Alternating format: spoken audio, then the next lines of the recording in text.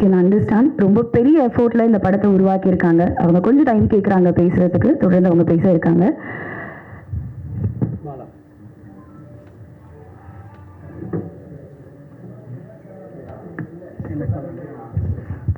அடுத்தபடியாக இசையமைப்பாளர் பாலசுப்ரமணியன் அவர்களை பேச அழைக்கிறேன்.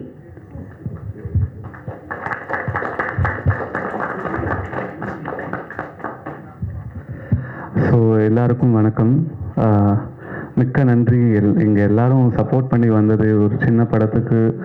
ஸோ ஃபஸ்ட்டு வந்து தமிழ் பேச முடியல அப்படின்னு சொல்லி அவர் அழுகிறாருன்றது இல்லை, அது ஒரு ரொம்ப ஆனந்த கண்ணீர் மாதிரி தான். ஏன்னா இந்த படம் வந்து இப்போது ஆரம்பித்த ஒரு படமே இல்லை. கடைசி ஒரு 5 வருஷமாக எல்லோரும் ஒன்றா ட்ராவல் பண்ணிகிட்ருக்கோம்.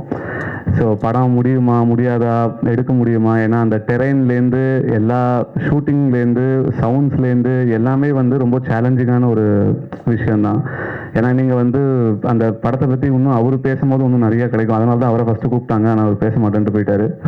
ஸோ அந்த மாதிரி டெரெயினில் வந்து ஷூட் பண்ணுறதுங்கிறது ஒரு பெரிய ப்ரொடக்ஷன் டீமோட சப்போர்ட் இல்லாமல் இண்டிவிஜுவலாக இண்டிபெண்ட்டாக எல்லாரோட க்ரௌட் ஃபண்டிங் வச்சு பண்ணுறது ஈஸியான விஷயம் இல்லை. ஏன்னா இது வரைக்கும் நானே அந்த ஊரில் போய் பார்த்ததே இல்லை.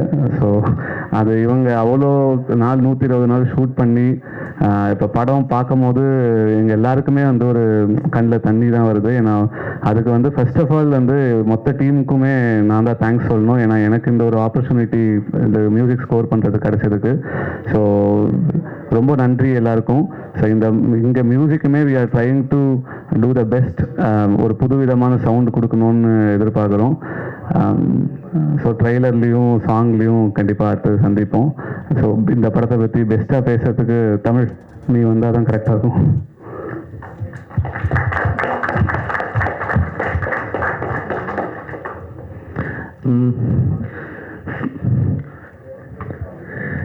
ஃபஸ்ட்டு வந்து என்னோடய டீமுக்கு வந்து ஃபஸ்ட் நான் தேங்க்ஸ் பண்ண நினைக்கிறேன். கிட்டத்தட்ட ஒரு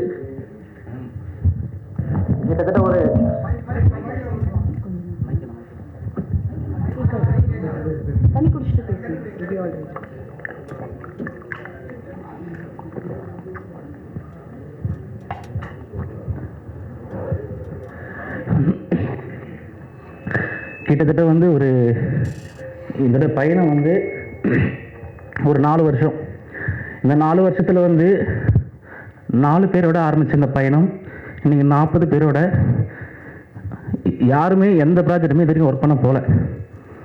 வி ஆர் இண்டிபெண்டன்ட் டேரக்டர்ஸ். அவ்வளோதான். Independent directors and independent team. யாருமே யார்ட்டையும் ஒர்க் பண்ண முடியல.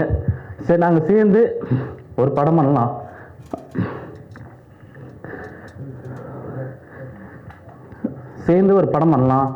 அப்படின்னு சொல்லிட்டு ஆரம்பித்து இன்றைக்கி வந்து இந்த படம் வந்து நல்லபடியாக முடிஞ்சிருக்கு. இதோடைய பயணத்தை வந்து சிம்பிளாக வந்து சொல்லிட முடியாது. காரணம் என்னென்னா கெவி வந்து எங்களுக்கு கிடைச்ச ஒரு வரம். அந்த படம் அதோடைய தன்மையிலிருந்து அந்த மக்கள் ஃபேஸ் பண்ணுற ஒவ்வொரு பிரச்சனையும் உண்மைத்தன்மையாகவும் அழுத்தமாகவும் மக்களுக்கான படமாக இதை முடிஞ்ச அளவுக்கு உருவாக்கியிருக்கும். ஒவ்வொரு டைமும் அந்த மக்கள் வந்து ஃபேஸ் பண்ணுற பிரச்சனையை வந்து ஒரு 110 days அங்கே தங்கி நாங்கள் ஷூட் பண்ணியிருக்கோம். இந்த 110 days-ம் அந்த மக்கள் சுமக்கிற சுமையை அந்த குதிரை சுமந்துட்டு போது அந்த குதிரை சுமக்கிற சுமையும் அந்த மக்கள் சுமக்கிற சுமையும் சொல்லி மாளாது. சின்ன அரிசி பருப்பு வாங்கினா கூட அந்த மக்கள் வந்து இந்த பாதியில் நடந்து போய் டவுனுக்கு போய் தான் அந்த அரிசி பருப்பு வாங்கிட்டு வரணும். சொல்லப்போனால் அந்த மலை கிராமத்தில் ரோடு வசதி இல்லாமல் 5 ஊர் இருக்குது. 5 ஊருக்குமே டிஸ்டன்ஸ் வந்து 10 கிலோமீட்டர். ஒரே ஒரு ஒத்தடி பாதை மட்டும்தான். அங்கே வந்து டாய்லெட் கிடையாது, மெடிக்கல் ஃபெசிலிட்டி கிடையாது. ஈவன் இவங்க ரேஷன் வாங்கினா கூட ஒரு திருவிழா மாதிரி ரேஷன் வாங்கினா அந்த பாதையில் ஒட்டுமொத்த ஊரும் ஒரு 40 பேர் 50 பேர் அந்த சாக்கு பையை தூக்கிட்டு ஒரு அடிமைகள் போவாங்க பார்த்தீங்களா, ஒரு அடிமைகள், ஒரு ஸ்லேவ் எப்படி வந்து இருப்பாங்களோ அந்த மாதிரி ஃபீல்டில் வந்து அவங்கள பார்க்கும்போது நமக்கு அவ்வளோ கஷ்டமாக இருக்கும். அந்த 40 பேரும் அந்த ரேஷனை வாங்குறதுக்கு நடந்து போய் கொடைக்கானல் டவுனில் வாங்கிட்டு வந்துட்டு இருக்காங்க. ரேஷன் கார்டு கூட அங்கே கிடையாது. இந்த மாதிரி சினாரியோவில் வந்து அந்த மக்கள் நாங்கள் இருக்கும்போது வந்து மிட் நைட்டு ஷூட்டிங் போயிட்டுருக்கு. ஒரு அம்மாவுக்கு வந்து உடம்பு முடியல. ஒட்டுமொத்த ஊரும் பெரிய போராட்டம். ஈவினிங் வந்து ஒரு 6 மணி. ஆக்சுவலி என்னன்னா அங்கே வந்து நீங்கள் ஃபாரஸ்ட்டில் போனீங்கன்னா நம்ம இங்கே இருக்கிற ஸ்ட்ரீட் லைட்ஸ் அதெல்லாம் எதுவுமே இருக்காது. ஒரு ஒத்தடி பாதை, அனிமல்ஸ் அந்த மாதிரி தான் போயிட்டுருக்கோம். அந்த ஒத்தடி பாதையில் மிட் நைட்டில் ஏற்றும் ஸ்லோப்பில் வந்து நம்மளால் மூச்சு பிடிச்ச மாதிரி ஒரு 5 நிமிஷம் கூட நடக்க முடியாது. ஆனால் வேறு வழியே இல்லை. மழை வந்தாலும் சரி, புயல் அடித்தாலும் சரி, அந்த மக்கள் அந்த பாதையை யூஸ் பண்ணி ஆகணுன்ற கட்டாயம் வந்து வேறு வழி இல்லாமல் சாவுன்றது வந்து நம்ம பிறக்கிறோம் இறக்குறோம் எல்லாமே வந்து இயற்கையாக நடந்தால் சந்தோஷம். ஆனால் அதை மீறி அவங்க மேலே நடக்கிறது வந்து பயங்கரமான வன்முறை. இந்த வன்முறையை வந்து நான் யாரை தப்பு சொல்கிறதுன்னு சொல்லலை. பட் இந்த நிலைமை மாறுன்ற ஒரே ஒரு மோட்டிவ் தான் இந்த படம். எப்படியாவது யாராவது இந்த நிலைமையை மாற்றிட மாட்டாங்களா, நான் இவங்க அவங்கன்னு சொல்ல விரும்பல. எப்படியாவது இந்த நிலைமை மாறணும், யாராவது பார்வைக்கு இந்த ஊர் போகணும். இந்த மக்கள் வந்து டெய்லியும் நடந்து போய் கொடைக்கானல் டவுன் இருக்கிற எல்லாரையும் பார்த்துட்டு தான் வந்துட்டு இருக்காங்க. பஸ்ஸு போகுது, காரு போகுது, ஆட்டோ போகுது, 2 வீலர் போகுது, எல்லாமே போகுது. அவங்க கொடைக்கானலில் போயிட்டு அரிசி பருப்பு வாங்கிட்டு எல்லாத்தையும் பார்த்துட்டு திருப்பி அவங்க ஊருக்கு நடந்து தான் வந்தாகணும். அப்போ அவங்க மன வலிமை இத்தனை ஆண்டு காலமாக ஓல்டு கொடை கிட்டத்தட்ட 800 வருஷமாக அந்த ஊர் இருக்குது. கொடைக்கானலுக்கு ரோடு வந்துச்சு, அந்த ஊருக்கு ரோடு வரல. ஆனால் கொடைக்கானல் ஹிஸ்ட்ரி எடுத்து பார்த்தீங்கன்னா அந்த ஊர் தான் கொடைக்கானலுடைய ஆர்ஜினே. அதுதான் அந்த ஊர் தான் கொடைக்கானலுடைய ஆர்ஜின். ஆனால் கொடைக்கானல் டூரிசம்ன்றதுனால கொடைக்கானலுக்கு ரோடு வந்துருச்சு, அந்த இடத்துக்கு வந்து ரோடு வரல. அவங்க அந்த மக்கள்கிட்ட நாங்கள் டிஸ்கஸ் பண்ணும்போது அவங்களுடைய ஒரு கேள்வி என்னவா இருக்குது அப்படின்னா, இன்றைக்கும் வந்து அவங்க வந்து வயசானவங்க எல்லாமே வந்து அழுகுறாங்க. எப்படியாவது வந்து எங்கள் நிலமை மாறிடாதா, என்னுடைய பேரை என் பேத்தி. இப்போ நீங்கள் டோலி பார்த்துருப்பீங்க, அதில் சொல்கிற ஒரே ஒரு விஷயந்தான். அவங்க தாத்தா சுமந்து, அவங்க அப்பா சுமந்து, இன்னைக்கு இவங்க சுமந்து, நாளைக்கு வேற யாரோ சுமந்து தோள்பட்டெல்லாம் உங்களுக்கு காப்பு. அவங்க எல்லாருடைய தோள்பட்டையும் பார்த்தீங்கன்னா அந்த மூங்கில் கம்பு இருக்குது பார்த்தீங்களா, நீங்கள் டோலி பார்த்துருப்பீங்க.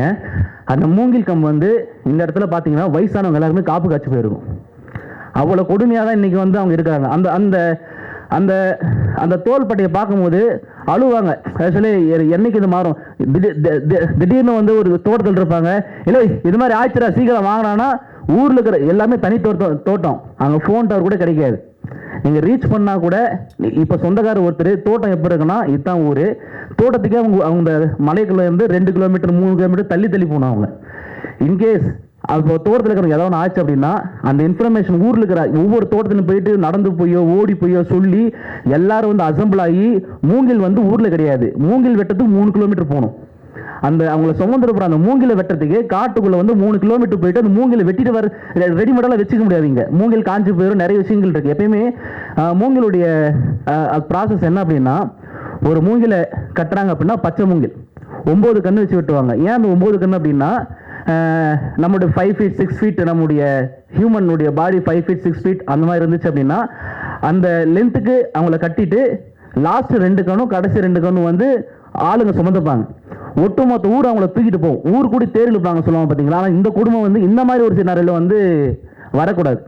அவ்வளோ கஷ்டமா இவ்வளோத்துக்கு மனசு நொந்து போயிட்டு எல்லாம் ஊரை விட்டு போகிறதுக்கு வந்து நிறைய பேர் அவங்க சொல்லுங்க, நீங்கள் வந்து இங்கே ஏன் இருக்கீங்க, கிளம்பி மேலே வர வேண்டிய தானே.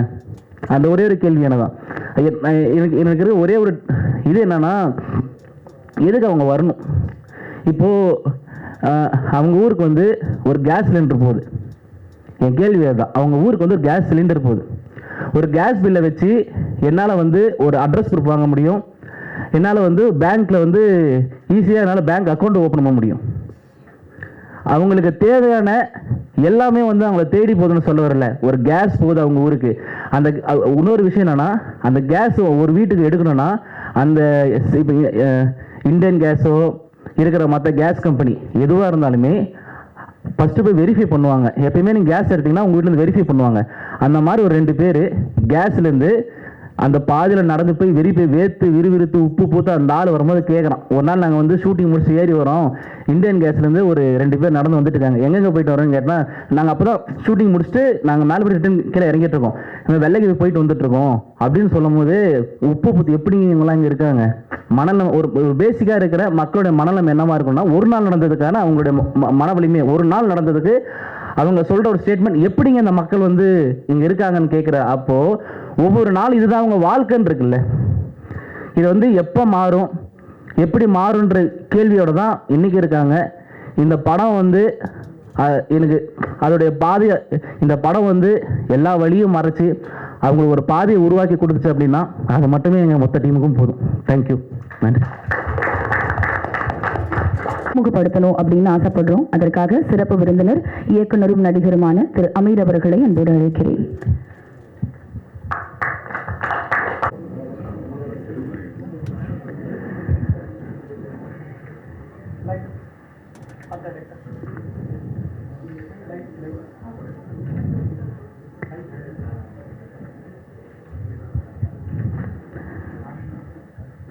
மலை கிராமங்களில் ஆம்புலன்ஸ் வசதி இல்லாமல் நோய்வாய்ப்பட்டவங்களை தோளில் சுமந்துட்டு போனாங்க, டோலி கட்டி சுமந்துட்டு போனாங்க அப்படின்ற விஷயங்களை தினந்தோறும் நம்ம செய்திகளில் பார்த்துட்ருக்கோம்.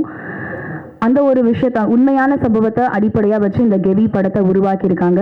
இதுக்கப்புறமும் இது மாதிரியான ஒரு நிலை மலை கிராமங்களில் தொடரக்கூடாது. சரியான சாலை வசதியும் சரியான ஒரு மருத்துவ வசதியும் அங்கே வரணும் அப்படின்றது தான் இந்த படம் உருவாக்கப்பட்டதுக்கான முதற் காரணம்.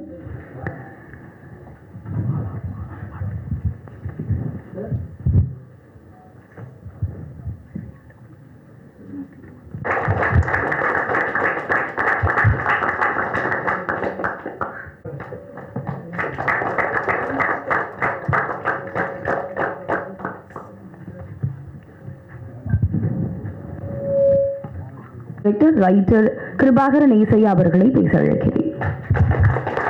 ஒரு வணக்கத்தை தெரிவிச்சுக்கிறேன். அப்புறம் இந்த சின்ன டீமை சப்போர்ட் பண்ணுறதுக்கு இவ்வளோ பிஸியான டைமில் கூட எங்களுக்காக வந்திருக்க அமீர் சாருக்கு நன்றி தெரிவிச்சுக்கிறேன். அப்புறம் இந்த விழா நல்லா சிறப்பித்து நடக்கிறதுக்கு ஒரு எடுத்து நடத்திட்டு இருக்கேன் எங்கள் அண்ணன் பிஆர்ஓ சான் சாருக்கு இந்த நன்றி தெரிவிச்சுக்கிறேன். மற்றும் இங்கே ஊடகத்துறை வந்திருக்க நண்பர்கள் எல்லாத்துக்கும் நன்றி தெரிவிச்சுக்கிறேன். ஃபஸ்ட்டு கெவினா என்ன அப்படின்ட்டு ஒரு இங்கே இருக்க ஒரு கேள்விங்க. கெவின் ஒரு டைட்டில் வச்சோம். கெவின்றது வந்து என்னென்னா அவர் பள்ளத்தாக்கு, அதுக்கு ஒரு மீனிங். அந்த இடம் என்னம்மா இடத்துல அமைஞ்சிருக்குன்னா கொடைக்கானல், நடுவில் கேவி, கீழே பெரிய குளம். கொடைக்கானலேருந்து ஒரு 10 கிலோமீட்டர் வந்தோம்னா கேவின்ற ஊருக்கு வந்துடலாம். அங்கேருந்து கீழே போனால் ஒரு 10 கிலோமீட்டர். இந்த இடைப்பட்ட நடுவில் இருக்க ஊர் தான் அந்த கேவி. 2 இடத்துக்கும் போகிறதுக்கு வந்து ஒரு 10 இங்கிட்ட ஒரு 10 கிலோமீட்டர், கீழே ஒரு 10 கிலோமீட்டர். அந்த இடம் வந்து இப்போ டேரக்டர் சொன்னார், எமோஷனலாக பேசுறதுக்கு காரணம் என்னென்னா, இந்த 4 வருஷம் 5 வருஷம்ன்றது உழைப்புன்றது ஒரு சாதனம். எல்லாமே கஷ்டப்பட்டு தான் படம் பண்ணுறோம், செய்கிறோம், எல்லாம் உண்மை தான். ஆனால் ஒருத்தவங்களோட கஷ்டத்தை வந்து கஷ்டப்பட்டு சொல்கிறேன்னு ஒரு விஷயம் இருக்குல்ல, அது வந்து நாங்கள் கிட்டத்தட்ட அந்த ஊருக்கு போயிட்டு 1 வருஷம் வந்து அந்த ஊரில் இருந்தோம். அந்த மக்களோட வாழ்க்கை என்னமா இருக்காங்க, அவங்களோட பிரச்சனை என்ன, அவங்க என்னமா இவங்களோட வாழ்வியல் என்னவா இருக்குது, எதை சார்ந்து இருக்குன்றதை தெரிஞ்சுக்கிறதுக்காக 1 இயர் அங்கே இருந்து அதை பார்த்து அங்கே என்ன விஷயங்கள் அங்கே நான் ஒரு கதை எடுத்துகிட்டு போனோம். அந்த கதை வந்து ஆக்சுவலாக நாங்கள் தேடி போன இடம் மலைக்கிராமம், நிறைய இடத்துல லொக்கேஷனுக்கு போனோம். நாங்கள் யதார்த்தமாக அந்த ஊருக்கு போகும்போது செய்யும்போது சம்பவம், அதுக்கு உண்மையில ஒரு சம்பவமே நடந்திருந்தது. அப்படி அந்த சம்பவம் நடந்துக்கும் போது அங்கே ஒரு கதைக்களத்தை ரெடி பண்ணி செஞ்சு பார்க்கும்போது ரியலாக ஒரு விஷயம் நடந்துக்கும் போது இன்னும் எங்களுக்கு வந்து அந்த மக்களோட சப்போர்ட்டும் வந்து எங்களுக்கு பண்ணாங்க. நடித்தவங்க யாரும் பெரிய ஆர்டிஸ்டாக பெரிய ஹீரோக்கள் யாரும் பெருசாக இல்லை. இருக்கவங்க எல்லாமே வந்து வெளியே தெரியணும்னா அப்படின்னா ஒரு 4-5 பேர் தான் இருக்காங்க செய்கிறாங்க. அதை தாண்டி அந்த மக்கள் வந்து இந்த 4 வருஷம் அவங்களையும் கூட கஷ்டப்பட்டு அவங்களுக்கு ஒரு விடிவாளம் பார்க்கணும், இது மூலியமாக எங்களுக்கு வந்துடாதா அப்படின்ட்டு எல்லா சூழலுமே எங்கள் கூட இருந்து எல்லா விதத்திலும் எங்களை சப்போர்ட் பண்ணாங்க. அந்த ஊரை பற்றியான விஷயங்கள் வந்து நிறையா நீங்கள் கேள்விப்பட்டிருப்பீங்க, இதில் தெரியாமல் இருந்திருக்கும்.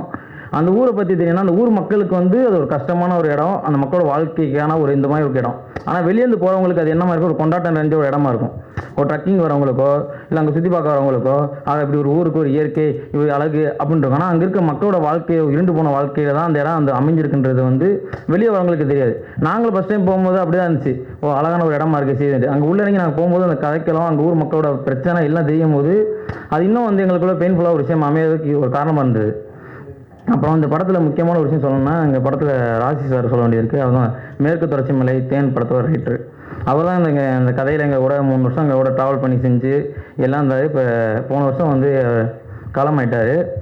அவர் இறந்ததுக்கப்புறமா தேனி சார்ந்த மக்கள் அந்த ஸ்லாங்கு அந்த மாதிரி விஷயத்தை வச்சு பண்ணுறதுக்கு அடுத்து எடுத்து போகிறதுக்கான ஒரு பொறுப்பு எனக்கு கிடச்சி நான் அதில் அசோசியேட் டேரக்டராக ஒர்க் பண்ணுறேன். மீதி எடுத்து நான் பண்ணுறதுக்கான ஒரு வாய்ப்பு எனக்கு கிடைக்கும் செய்யும்போது எப்படி நம்ம ஹேண்டில் பண்ண போகிறோம், என்ன பண்ண போகிறோம் அப்படின்னும்போது நாங்கள் அங்கே போய் 1 இயர் 1.5 வருஷம் அங்கே இருந்தது வந்து எங்களுக்கு ஒரு முன்னுதாரணமாக இருந்துச்சு. ஒரு விஷயம் எங்களுக்கு இருந்தனால அதை நாங்கள் அந்த மக்களோட பல நாள் செஞ்சனால அவரோட இருந்தனால அந்த ஹேண்டில் பண்ணுறதுக்கு ரொம்ப ஈஸியாக இருந்தது. அதே நேரத்தில் இந்த இடத்துல எங்கள் படத்தோட குழுவினருக்கு எல்லாத்துக்கும் இந்த நன்றி தெரிவிச்சுக்கிறேன். நன்றி, வணக்கம். அடுத்தபடியாக படத்தின் டிஓபி ஜெகன் ஜெயசூர்யா அவர்களை பேச அழைக்கிறேன். Good evening sir. Sir thank you sir, அழைப்பு எடுத்து வந்ததுக்கு ரொம்ப நன்றி. ஆக்சுவலாக நாங்கள் ஒரு இண்டிபெண்டன்ட் க்ரூ தான். நாங்கள் பெருசாக ரொம்ப ஒரு ப்ராடர் எக்ஸ்போஷர் ஒரு ஃபிலிம் பிளாட்ஃபார்ம்ஸில் ஒர்க் பண்ணதில்லை. நாங்கள் இண்டிவிஜுவலாக தான் ஒர்க் பண்ணோம். நாங்கள் ஷார்ட் ஃபிலிம் பண்ணி அதை வச்சு ட்ரை பண்ணிட்டு நிறைய எக்ஸ்பெரிமெண்ட் பண்ணி பார்த்துட்டு தான் நாங்கள் ஆக்சுவலாக இந்த படம் எடுத்தோம்.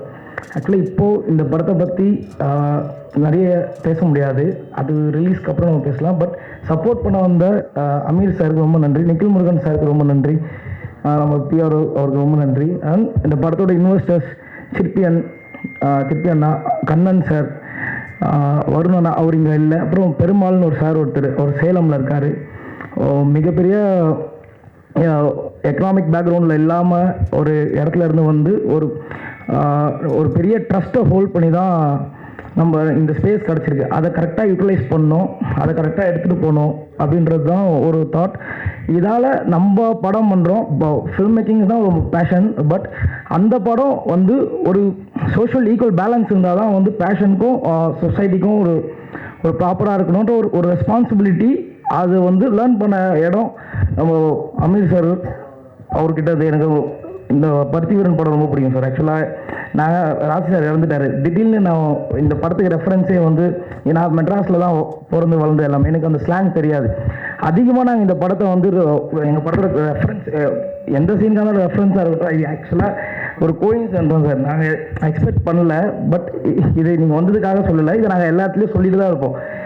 கணேஷ் சாருக்கு தெரியும், ஏன்னா பிகினிங்கில் இனிஷியலில் எங்களுக்கு ரொம்ப சப்போர்ட் பண்ணி இந்த படம் பண்ணலாம் அப்படின்னு ஃபஸ்ட்டு ஓகே பண்ண ப்ரொடியூசர் வந்து கணேஷ் சார் தான். அதுக்கப்புறம் அவரோட ஒரு இஷ்யூஸ் அண்ட் எங்களுக்கு வந்து யாருமே டேட்ஸ் வந்து இந்த மாதிரி இடத்துக்கு தரலை.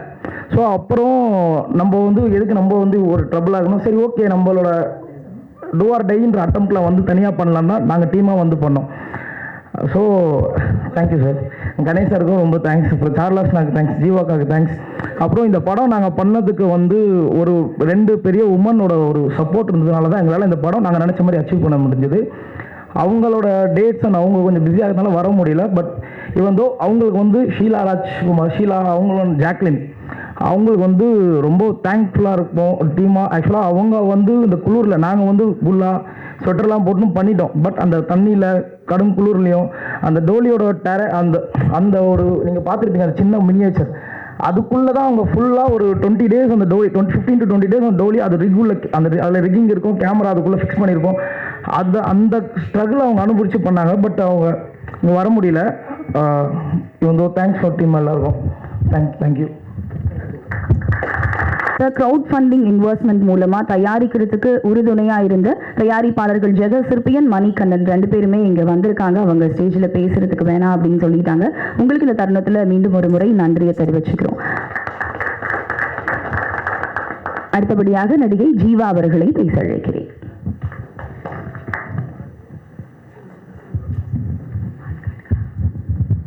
எல்லாருக்கும் வணக்கம். நான் உங்கள் தோழி ஜீவா சுப்பிரமணியம். இந்த படத்தில் நான் வந்து ஒரு நடிகையாக ஒர்க் பண்ணல, அக்காவாக தான் ஒர்க் பண்ணியிருக்கேன். என்ன சொல்கிறது, எனக்கு என் கூட பண்ண தம்பிங்க கூட என்னை அக்கான்னு ரொம்ப எல்லாம் கூப்பிட்டதில்லை. சென்னைக்கு வந்து இங்கே இருக்கிற தம்பிங்க தான் என்னை அக்கான்னு கூப்பிட்டுருக்காங்க. அந்த விதத்தில் இந்த டீமில் இருக்கிறவங்க எல்லாருமே என் பேர் ஜீவா, ஆனால் என் பேர் ஜீவாக்கானே மாற்றிட்டாங்க. என்னை வந்து அக்கான்னு கூப்பிட்டு ஒரு மாதம் தம்பிங்களோட ட்ராவல் பண்ணியிருப்போம். எல்லாம் சேர்ந்து ரொம்ப சந்தோஷமாக இருந்தது. என் தம்பி தமிழ், ஜகன், ஆதவன், கிருபா, சாமி, சந்தோஷ், இந்த படத்தோட சூப்பர் ஹீரோஸ் இவங்க எல்லாம். Direction team and camera team, art director அறிவு அந்த உட்காந்துருக்காரு. அவங்க இந்த படத்தில் ஒர்க் பண்ணாங்க. ஒவ்வொருத்தருமே சூப்பர் ஹீரோஸ். இந்த படத்தில் அவங்க கூட சாப்பிடாம இருந்துட்டு நடித்தவங்களுக்கு சாப்பாடு நிறைய டைம் வந்து சாப்பாடு அவங்களே செஞ்சு தான் கொடுக்க முடியும், மேலேருந்துலாம் கொண்டு வர முடியாது. தண்ணியும் அங்கே கிடையாது. தண்ணி வந்து பனி உருகி ஒரு டம்மில் போய் விழுந்து அதை ஃபில்டர் பண்ணி பிடிச்சி கொண்டு வருவாங்க. சில சமயம் மேலேருந்து கேனில் தூக்கிட்டு வருவாங்க. சிவான்னு ஒரு அண்ணா எங்களுக்கு அங்கே உறுதுணையாக ஹெல்ப் பண்ணிட்டு இருந்தாங்க. அந்த அண்ணாவுக்கும் இந்த நேரத்தில் நாங்கள் நன்றியை சொல்லிக்கிறோம். இந்த படத்தில் ஒரு பாடல் கவி பேரரசு வைரமுத்து அவர்களும் தேனிசை தென்றல் தேவா சார் அவருங்க பாடியிருக்காங்க. ஸோ தம்பி பாலாவோட மியூசிக்கில் சீக்கிரம் அந்த சாங் வந்து ரிலீஸ் பண்ணுவாங்க. இப்போ ரீசெண்டாக நெட்டில் வந்து அந்த சாங்கோட இதுதான் வைரல் ஆகிட்டு இருக்கு, பார்த்துருப்பீங்க. ஸோ எங்கள் படத்தில் எல்லாம் சொன்னாங்க, இப்போது தமிழ் சினிமா வந்து மறுபடியும் பழைய ரூட்டுக்கு திரும்பி இருக்கு. நல்ல கதைகள் எப்படி இருந்தாலும் ஜெயிக்கும் அப்படின்ற ஒரு காலம் உருவாகி இருக்கு. அதுக்கு எடுத்துக்காட்டாக இப்போ ஒரு 4-5 படங்கள் வந்து ரிலீஸ் ஆயிருக்கு. எல்லாமே சூப்பராக போயிட்டுருக்கு. கதைகளுக்கு முக்கியத்துவம் உள்ள படங்கள். அந்த வரிசையில் இந்த டைமில் எங்கள் படத்தோட அறிவிப்பு வந்தது எனக்கு ரொம்ப சந்தோஷமாக இருக்குது. இதையும் நீங்கள் தூக்கி கொண்டாடுவீங்கன்ற நம்பிக்கை எனக்கு ரொம்ப ரொம்ப இருக்குது. இந்த நேரத்தில் எங்களுக்கு சப்போர்ட் பண்ணுறதுக்காக வந்திருக்கிற நம்மளுடைய உயர் திரு அமீர் சார் அவர்களுக்கு ரொம்ப நன்றி. நம்ம கணேஷ் சார் அவர்களுக்கும் நன்றி. இங்கே வந்திருக்க பண்பலை நேயர்கள் அண்ட் யூடியூப் சோஷியல் மீடியா இருக்கிற அத்தனை நண்பர்களுக்கும் நன்றியை தெரிவிச்சுக்கிறேன். எங்கள் படத்தில் ஒர்க் பண்ண அத்தனை பேருக்கும் என்னுடைய நன்றியை தெரிவிச்சுக்கிறேன். நன்றி, வணக்கம். ஜீவாக்கா பேசும்போது சொல்லியிருந்தாங்க, கவி பேரரசு வைரமுத்து அவர்கள் இந்த படத்தில் ஒரு பாடல் எழுதியிருக்காங்க. தேனிசை தென்றல் தேவா அவர்கள் அந்த படத்தில் அந்த பாடலை பாடியிருக்காங்க. ஸோ நம்ம மியூசிக் டைரக்டர் இந்த ஸ்டேஜில் அந்த பாடல்லேருந்து ஒரு 4 வரிகள் எங்களுக்காக பாடணும் அப்படின்னு நாங்கள் எல்லாரும் ஆசைப்படுறோம். So please come sir.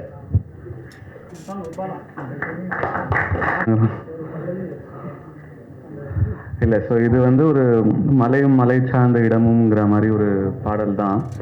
ஏன்னா ஸோ அதுக்கு வந்து எங்களுக்கு வைரமுத்து சாருக்கு தான் ஃபஸ்ட்டு நாங்கள் தேங்க்ஸ் சொல்லணும். ஏன்னா எங்களுக்கு எப்படி போய் அவரை பேசுறது ரீச் பண்ணுறதுன்னு தெரியாத போது ஜான் சார் தான் போய் பேசி அவர் அந்த கதையை கேட்டு ட்ரெய்லர் பார்த்த உடனே நாங்கள் ஒரு கட் பண்ணதை பார்த்த உடனே அவர் வந்து கண்டிப்பாக நான் பண்ணுறேன்னு சொல்லி, ஏன்னா இவங்க இப்போ இவ்வளோ சப்போர்ட் பண்ணி தேவா சாராக இருக்கட்டும், வைரமுத்து சாராக இருக்கட்டும், அவங்க இவங்க சின்ன சின்ன படத்துக்கு சப்போர்ட் பண்ணுறதுனால மட்டும்தான் எங்களோட ஸ்டில் வந்து நாங்கள் இந்த படத்தை முன்னோக்கி கொண்டு போக முடியுது.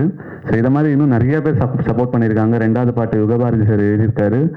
அதை இன்னும் ஸ்டில் நாங்கள் ரெக்கார்ட் பண்ணணும். இது நான் பாடுற அளவுக்கு பெரிய சிங்கர்லாம் கிடையாது. அதனால் ஜஸ்ட்டு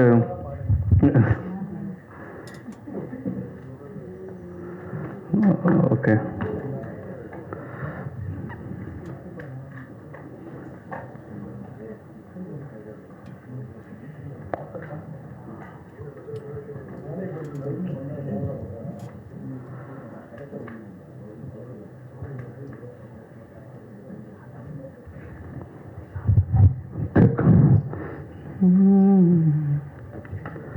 மாமலையே எங்க மலைச்சாமியே, ஓமடியில் எங்க உசுறு கிடக்குது. இங்க ஒரே சனோ ஒரே ஏனோ உறவாடுது. இங்க ஒரே நதி ஒரே விதி பொதுவானது. புழு பூச்சி போல பொழப்பு நடக்குது. இத்து போன சாதிசனும் என்னை காச்சும் வாழுமா. மூங்கில் மரத்துல உள்ள முள்ளு பழுக்குமா. பல பள்ளம் மேடு கல்லு முள்ளு பட்ட பாடு தீருமா. ஈசன் சொன்னாலும் அந்த ரேஷன் கிடைக்குமா. ஸோ அந்த ஈசன் சொன்னாலும் ரேஷன் கிடைக்குமாங்கிறது தான் வந்து உண்மை. அதுதான் தமிழ் சொன்னார். ஸோ ஈசன் யார் சொன்னாலும் என்ன பண்ணாலும் அவங்க வந்து அந்த 7 கிலோமீட்டருங்கிற ஸ்லோப்பை கடந்து போய் தான் வந்து ஒரு ரேஷன் கூட வாங்க வேண்டிய நிலைமையில் இருக்குது. ஸோ இதை வந்து ஒரு வரியாக எடுத்து ப்ராப்பராக எழுதி கொடுத்த வைரமுத்து சாருக்கு இப்போது நாங்கள் நன்றி சொல்ல கடமைப்பட்டிருக்கோம். அண்ட் தேவா சாருக்கும் ரொம்ப தேங்க்ஸ். கூடிய சீக்கிரம் இந்த பாடல் வந்து வெளிவரும். Thank you so much. Thank you so much. அடுத்தபடியாக நடிகர் உமர் ஃபருக் அவர்களை ஒரு சில வார்த்தைகள் பேச அழைக்கிறேன். இறைவனுக்கு நன்றி, இயற்கைக்கு நன்றி, இங்கே வருகை தந்திருக்கும் அனைவருக்கும் நன்றி. குறிப்பாக அமீர் சாருக்கு, நிக்கில் முருகன் சாருக்கு, மேடையில் அமர்ந்திருக்கும் அனைவருக்கும் மற்றும் ஊடக நண்பர்கள், YouTube channels and news channels எல்லாத்துக்குமே நன்றி. ஸோ ஆல்ரெடி நம்ம டீம்லேருந்து ஆல்ரெடி நிறைய சொல்லியிருக்காங்க. மற்ற விஷயங்கள் வந்துட்டு படம் பார்த்து நீங்கள் தெரிஞ்சுக்கோங்க. கூடிய சீக்கிரத்தில் வந்துட்டு ஃபஸ்ட்டு சிங்கிள் ரிலீஸ் ஆகும். அண்ட் அதுக்கான அப்டேட்ஸ் வந்துட்டு நம்ம டீம்லேருந்து வரும். So thanks for all and thanks for coming. நன்றி. Thank you sir. அடுத்தபடியாக நடிகர் வந்திருக்கிற எல்லாருக்கும் தேங்க்ஸ். அமீர் சார் ரொம்ப தேங்க்ஸ் வந்ததுக்கு. அண்ட் முக்கியமாக சொல்லணும்னா டைரக்டருக்கு நான் பெரிய தேங்க்ஸ் சொல்லணும். எனக்கு எக்ஸ்ப்ளோர் பண்ணுறதுக்கு ஒரு நல்ல ஸ்பேஸ் கொடுத்தாரு படத்தில். அண்ட் கேரக்டராகவும் எனக்கு ரொம்ப ஹெல்ப் ரொம்ப சப்போர்ட் பண்ணார். ஒரு சின்ன சின்ன விஷயங்களும் எனக்கு சொல்லி கொடுத்து இப்படி பண்ணும், ஒரு இமோஷனோட ஒரு சின்ன ஒரு மைன்யூட்டான விஷயங்கள் முதற்கொண்டு எனக்கு பொறுமையாக சொல்லி கொடுத்து என்ன ஒரு நல்ல ஒரு ஆக்டராக மாற்றிருக்காரு அப்படின்னு நான் நம்புகிறேன்.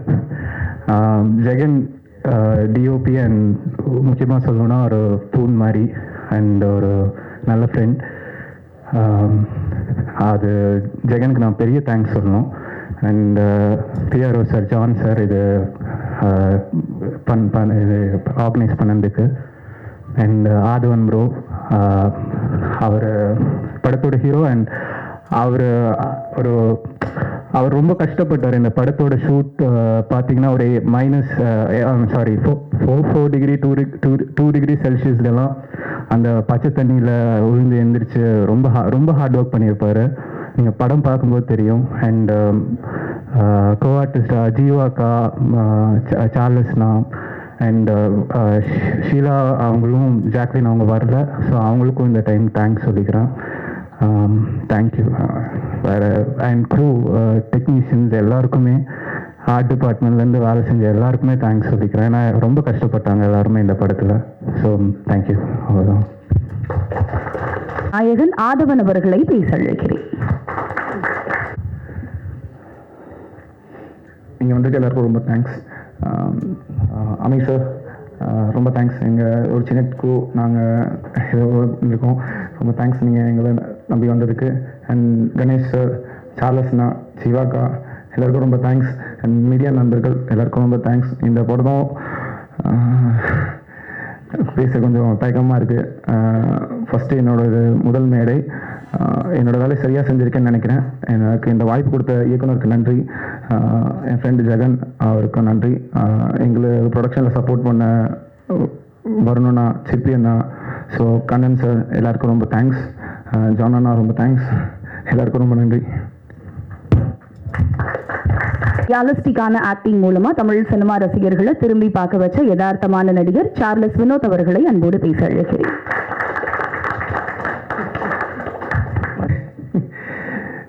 சிறப்பு விருந்தினர் அமீர் ஐயா அவர்கள், படத்தில் நடித்த நடிகர்கள், படத்தின் தயாரிப்பாளர்கள் மற்றும் ஊடக நண்பர்கள் அனைவருக்கும் வணக்கம்.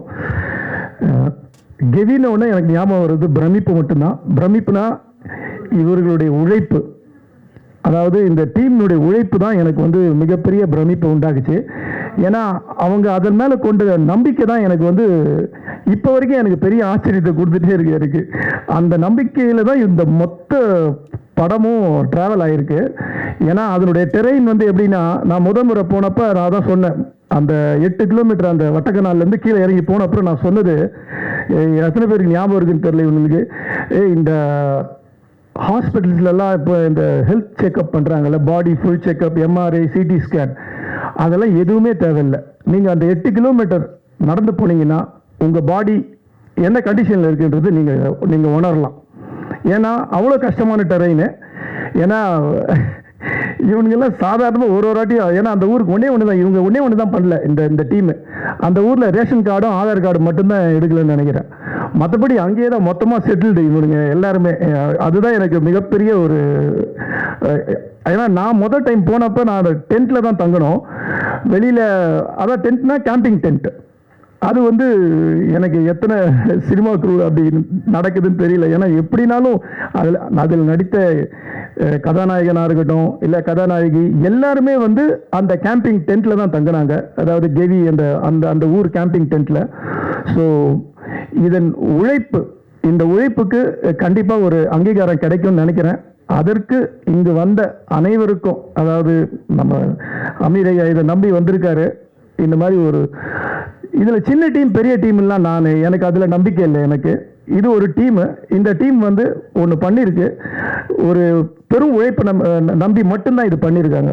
ஸோ இந்த உழைப்புக்கு எல்லாருடைய ஆதரவும் தேவை. இதுதான் துவக்கப்புள்ளி. இன்னும் நிறைய மேடைகள் இருக்குது. ஸோ படம் ரிலீஸ் ஆகிற வரைக்கும் ஸோ அதற்கு எல்லாருக்கும் உங்களுடைய ஒத்துழைப்பும் உங்களுடைய அன்பும் தேவைப்படுது. நன்றிங்க. நடிகருமான கணேஷ் அவர்களை ஒரு சில வார்த்தைகள் பேச அழைக்கிறேன். எல்லோருக்கும் வணக்கம். பத்திரிகையாளர்களும் அமீர் சாருக்கு ரொம்ப தேங்க்ஸ் சொல்கிறேன். ஏன்னா வந்து பசங்க என்கிட்ட சொன்னாங்க, சார் ஒரு 2 பேர் 2 டேரக்டர் யாராவது கூப்பிட்டு எனக்கு கொஞ்சம் இந்த இன்ட்ரோடியூஷன் பண்ணி சொல்லுங்க. நான் 2 பேரும் ட்ரை பண்ணேன், பட் நான் அதை சொல்ல விரும்பலை. ஆனால் நான் வந்து சாரை சொன்னேன்னா வந்துட்டேன்னு சொல்லும்போது ரொம்ப சந்தோஷம். என்னென்னா என்னை பொறுத்த வரைக்கும் எல்லா சின்ன படத்துக்கும் ஏதோ ஒரு சப்போர்ட் வேணும். அது அமீர் சார் நல்லா புரிஞ்சு உடனே சொன்னோடனே வந்திருக்காங்க.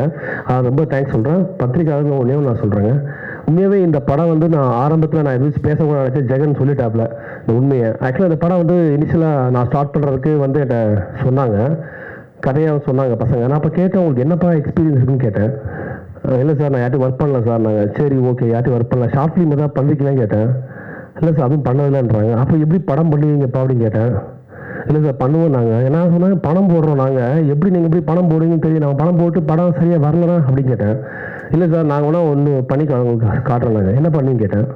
இல்லை சார் அந்த படத்தில் நான் சொன்னேன், அப்போ எனக்கு ஏதாவது ஒன்று இந்த படத்தில் ஏதாவது பண்ணி காட்டுங்க, எப்படி பண்ணுவீங்க. அதாவது அந்த கிராமத்தில் லைட்ஸ் கிடையாது, வண்டி எதுவுமே கொண்டு போக முடியாது, அப்படி இருட்டில் நீங்கள் எப்படி இந்த படம் பண்ணுவீங்கன்னு கேட்டேன். அப்போ அவங்க என்ன பண்ணாங்கன்னா, அந்த ஊர் கிராமத்து மக்களை வச்சு அந்த லாந்தர் விளக்கை செட் பண்ணி டார்ச் வச்சு எனக்கு ஒரு பைலட் ஃபிலிம் கொண்டாந்து காட்டினாங்க. எனக்கு அதுக்கப்புறம் கான்ஃபிடென்ட் ஆகிடுச்சு, ஓகே கண்டிப்பாக அந்த படம் பண்ணலான்னு சொல்லிட்டு நான் அந்த கிராமத்துக்கே போனேன். சரி இந்த கிராமத்தை போய் பார்த்துருவோம். உண்மையாக வந்து இன்னைக்கு கூட 8 கிலோமீட்டர் நடந்து போய் தான் மளிகை பொருள் வாங்குறாங்களா இல்லை ரேஷன் கடைக்கு போகிறாங்களோ எனக்கு நம்பவே முடியல. ஏன்னா இப்படி ஒரு கிராமம் இருக்கான்னு தெரிஞ்சுக்கவே அந்த கிராமத்துக்கு போயிட்டு நான் ஒரு நாள் நைட்டு 10 o'clock மேலே நடந்து போனோம். 10 o'clock அலோடு கிடையாது. அந்த இருட்டில் நடந்து போய் நைட்டு ஒரு 12 1 o'clock early morning ரீச் ஆகணும். இறங்கி போகிறதுக்கு 2 hours ஆகுது, மேலே வர்றதுக்கு 4 hours ஆகும். மறுநாள் அங்கேயே 1 day ஸ்டே பண்ணி எல்லாத்தையும் தெரிஞ்சுக்கிட்டு தான் அந்த ப்ராஜெக்டை ஸ்டார்ட் பண்ணோம். பட் நான் வந்து ஒரு ஸ்டேஜுக்கு வந்து கண்டிப்பாக போன காரணம் வந்து உண்மையாக இப்போ நான் இதை ப்ரொடியூசராக என்ன பண்ணிடுவேன், 4 படம் பண்ணிட்டோம், இல்லைப்பா இல்லை ஏதாவது ஒரு தெரிஞ்ச ஃபேஸ் வச்சு பண்ணுங்கள் கொஞ்சம் நல்லாயிருக்கும் பிஸ்னஸ் பண்ணுறதுக்கு அப்படின்னு தான் நான் என்னோட பார்ட் ஆஃப் வியூவில் நான் அப்படி தான் திங்க் பண்ணேன். அது ஆஸ் ஏ ப்ரொடியூசர் நான் திங்க் பண்ணேன். பட் அவங்களோட பாயிண்ட் ஆஃப் வியூவில் வந்து ரொம்ப ஸ்கிரிப்டில் ஸ்ட்ராங்காக இருந்தால் எனக்கு ஸ்கிரிப்ட் ரொம்ப பிடிச்சிருந்தது. அப்போ என்ன பண்ணேன்னா ஒரு ஸ்டேஜுக்கு அப்புறம் சரிப்பா ஏதாவது கோப்பிடிச்சு பண்ணலாம். அப்புறம் ஜெகன் வந்து உண்மையாகவே இந்த படத்துக்கு வந்து ஜெகன் வந்து ஃபுல் சப்போர்ட் பண்ணியிருக்காரு தமிழுக்கு வந்து. ஸோ அப்போ நான் சொன்னேன் என்னோட சப்போர்ட் கண்டிப்பாக இந்த படத்தை நான் பண்ணுவேன் அப்படின்னு சொல்லுவேன். இதுக்கப்புறம் பார்த்தீங்கன்னா ஒரு ஸ்டேஜுக்கு அப்புறம் வந்து எனக்கு அந்த ரொம்ப கான்ஃபிடென்ட் படம். ஏன்னா இந்த படம் வந்து டைரக்டர் புதுசு, கேமராமேன் புதுசு, எடிட்டர் புதுசு, மியூசிக் டைரக்டர் பாலசன் புதுசு, எல்லாருமே புதுசு. ஆனால் எல்லாரும் இப்போ நான் சொல்லிட்டு இருக்கேன் இந்த படத்தில் எல்லாருமே புதுசு தான். ஆனால் கண்டென்ட் ரொம்ப ஸ்ட்ராங்காக மேக் பண்ணுவாங்க தெரிஞ்சு நான் ஸ்டார்ட் பண்ண படம் அது. அதில் எனக்கு ரொம்ப கான்ஃபிடென்ட் இருக்குது. என்னன்னா இந்த அளவுக்கு ஏன் எனக்கு தமிழ் எமோஷனாக பேசினாரு எனக்கு தெரியும் எனக்கு. ஏன்னா அது எப்போ சொல்கிறது, கோவிட் முடிஞ்சு அதுக்கப்புறம் ஸ்டார்ட் பண்ண ஒரு ப்ராஜெக்ட் அது. ஸோ அதுக்கு அந்த டைம் எடுத்தது. ஒரு ஸ்டேஜ் பார்த்தீங்கன்னா அந்த கிராமத்தில் ரோடு போட ஸ்டார்ட் பண்ணிட்டாங்க. அதனால தான் இம்மிடியேட்டாக பண்ணாங்க. ஆக்சுவலாக உண்மையாகவே வேறு ஹீரோ நடிச்சிருந்தா கூட அந்த அளவுக்கு ஒத்துழைப்பு கொடுத்துருக்க மாட்டாங்க. ஏன்னா ரொம்ப ப்ராப்ளம் ஃபேஸ் பண்ணியிருப்பாங்க. ஆதவன் நான் பார்த்தேன் ஆக்சுவலாக அந்த சீன்ஸ்லாம். பட் ஏன்னா இந்த மாதிரி ஒரு டெடிகேஷன் இருந்தாலும் அந்த படம் பண்ண முடியும், இல்லைனா பண்ண முடியும். ஏன்னா அவ்வளோ டிஃபிகல்ட்டாங்க. நான் பார்த்துருக்கேன் அங்கே போய் யாரும் தங்க முடியாதுங்க. டென்ட்டில் தான் தங்க முடியும். எப்படி தங்குவாங்க, அவ்வளோ இருக்கும், எதுவுமே கிடைக்காது, எந்த ஃபெசிலிட்டி கிடையாது. பட் இந்த மாதிரி படம் பண்ணணும்னு ஆசைப்பட்டு ஸ்டார்ட் பண்ண படம் நல்ல படம், உண்மையாகவே நல்லா வந்திருக்கு. ஆக்சுவலாக என்ன இப்போ ஆக்டர்னு சொல்கிறதுக்கு எனக்கு மனசுக்குள்ள சிரிப்பு வருது. ஏன்னா நம்ம நடிக்கணும்னு நினச்சலாம் பண்ணவே இல்லை. ஆக்சுவலாக திடீர்னு இந்த பசங்க என்ன பண்ணாங்க, சார் இல்லை சார் நீங்கள் ஒரு கேரக்டர் பண்ணணும். நான் சொன்னேன்ப்பா நான் நடிக்கணும்னு இன்ட்ரெஸ்டே இல்லையே அப்படின்னு கேட்டேன். அப்புறம் தான் நான் வந்து எனக்கு ஒரு கேரக்டர் கொடுத்து ஃபஸ்ட்டு ஸ்டார்டிங் 20 minutes அந்த கேரக்டர் வரும். அப்போ நான் யோசிச்சு பார்த்தேன், என்னடா அது இந்த பசங்களுக்கு வந்து இவ்வளோ திறமை இருக்கான எனக்கு. அதாவது நம்ம நடிக்கணுன்ற இன்டென்ஷன் எல்லாம் இல்லை நமக்கு. சும்மா ஏதோ ஒரு சீன் வந்தால் அப்படி பண்ண ஆசைப்படுவோம் எல்லாருமே. பட் அதை தாண்டி ஒரு 3 நாள் போர்ஷனை கூட்டு போய் என்னை ஒரு முக்கியமான கேரக்டர் நடிக்க வச்சு அதை நல்லா பர்ஃபார்மன்ஸ் பண்ணி நான் அந்த வீடியோவை எடுத்து எல்லா டேரக்டரையும் கட்டிட்டேன். இங்கே உள்ள பெரிய பெரிய இயக்குனர்லாம் கேட்டேன், உண்மையாகவே இந்த பசங்க நல்லா நடிக்க வச்சிருக்காங்கன்னு சொல்லிட்டு இங்கே உள்ள முக்கியமாக எல்லா இயக்குனரையும் காட்டிட்டேன். எல்லாருமே இங்கே நல்லா பண்ணியிருக்கீங்க. நாங்கள் அப்போ தான் எனக்கு திருப்தி, ஓகே அப்போ நம்ம நடிக்கிறோமா அப்படின்றது. அப்போ உண்மையாக அந்த அவுட்புட் அந்த வாங்குற டேலண்ட் அந்த பசங்கிட்ட இருக்குன்றது தெரிஞ்சுக்கிட்டேன். இப்போ அதுவும் என்னையே கேட்குறாங்க, சார் நீங்கள் வாங்க இந்த படம் நடிக்கணும். அப்போ ஆச்சரியப்பட்டேன். ஸோ ஒரு டைரக்டர் வந்து உண்மையாகவே என்னை பொறுத்த வரைக்கும் யாரை வேணாலும் நடிக்க வைக்க முடியும். அவங்ககிட்ட தான் அந்த கிரியேட்டிவிட்டி இருக்குது. அதாவது அந்த டைரக்டர் வந்து இந்த கேரக்டர் தேவைன்னா அந்த கேரக்டரை இப்போ நிறைய படங்களில் எல்லாமே நியூ ஃபேஸஸ் நடிக்கிறாங்க, ஃபுல்லாக கிராமத்து மக்கள் நடிக்க வைக்கிறாங்க. எப்படின்னா டைரக்டர் தான் பண்ணுறாங்க. அதை டைரக்டர் நினச்சாங்கன்னா அந்த கிராமத்து மக்களாக இருந்தாலும் சரி எல்லாரையுமே அவங்களோட க்ரியேட்டிவிட்டி கண்டிப்பாக கொண்டு வர முடியும். கண்டிப்பாக நான் சொல்கிறேன், இந்த படம் வந்து எனக்கு ரொம்ப ஒரு ஹார்ட்ஃபுல்லான படம் தான். கடைசி வரைக்கும் இந்த படத்துக்கு நான் ஃபுல் சப்போர்ட் இருக்கும். இது எல்லா சப்போர்ட்டும் நான் கண்டிப்பாக பண்ணுவேன். எல்லாருமே இந்த ப்ரெஸ்ஸில் வந்து ஜஸ்ட் எல்லாருமே இந்த படத்துக்கு கொஞ்சம் சப்போர்ட் பண்ணுங்க. ஏன்னா உண்மையாகவே ரொம்ப நல்ல படம். ஏன்னா எல்லாருமே இந்த கிராமத்தில் உள்ள கஷ்டத்தை காட்டி தான் எல்லாமே சொல்லி படம் எடுக்கும் அப்படிலாம் கிடையாது. அவ்வளோ லைவ்னஸ் இருந்ததுனால தான் நானே இதை இனிஷியலாக ஸ்டார்ட் பண்ணேன். ஸோ இந்த படம் ரொம்ப நல்ல ஒரு நம்பிக்கை இருக்குது. எல்லாரோட சப்போர்ட், மீடியாவோட சப்போர்ட் நல்லா வேணும். அமீர் சார் ரொம்ப உங்களுக்கு திருப்பி நான் தேங்க்ஸ் சொல்கிறேன். எல்லாருமே உண்மை ஆதவன் இது எல்லாருமே ஒரு டீம் தான். இந்த டீம் வந்து எப்படின்னா எல்லாருமே வந்து எல்லாத்தையும் ஜென்யூனாக ஒர்க் பண்ணுவாங்கல்ல படத்தில். நான் அந்த ஜென்யூனிட்டி படத்தில் பார்த்துருக்கேன். நான் 4 படம் பண்ணியிருக்கேன். ஆனால் ஒர்க் பண்ண எல்லா டெக்னீஷியன் எல்லாருமே அவ்வளோ ஜென்யூன். படம் தான் பண்ண வந்திருக்கேன், வேறு எதுவும் பண்ண வரல. என்னோட வேலை படம் பண்ணுறது மட்டும்தான் அப்படின்றத ரொம்ப ரியலிஸ்டிக்காக பண்ண டீம் தான் அது. ஸோ கண்டிப்பாக இந்த படம் ஒரு பெரிய இடத்துக்கு வரும்ன்ற ரொம்ப நம்பிக்கை இருக்குது. நான் கண்டிப்பாக இந்த சொசைட்டி அதை பற்றி பேசுவாங்க. நீங்கள் படம் வந்தது தான் பாருங்கள், எல்லாருக்கும் தெரியும். நன்றி, வணக்கம். என் அண்ணனுக்கு நான் தான்டா செய்வேன் அப்படின்ற மாதிரி இந்த சிறப்பு விருந்தினரை நான் தான் இன்வைட் பண்ணுவேன் அப்படின்னு ரொம்ப ஸ்ட்ரிக்டாக சொல்லிட்டாங்க PRO ஜான் அவர்கள். அதனால நீங்களே இன்வைட் பண்ணிடுங்க சார். மக்கள் தொடர்பு பணியில் முன்னோடி பயோனியர் PRO எங்கள் எல்லோருக்கும் ஒரு பிரபலத்தை எப்படி கையாள வேண்டும், ஒரு படத்தை எப்படி மக்களிடம் கொண்டு சேர்க்க வேண்டும், தன்னை எப்படி முன்னிலைப்படுத்திக் கொள்ள வேண்டும் என்பதை முதலில் தெள்ளத் தெளிவாக எங்களுக்கு கற்றுத்தந்தவர்.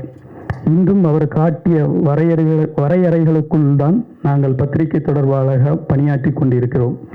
என்றும் எங்கள் முன்னவன், சாதனைகள் பலவற்றிற்கு சொந்தக்காரன் திரு நிகில் முருகன் அவர்களை கெவி டீமை வாழ்த்தி பேச அழைக்கிறேன்.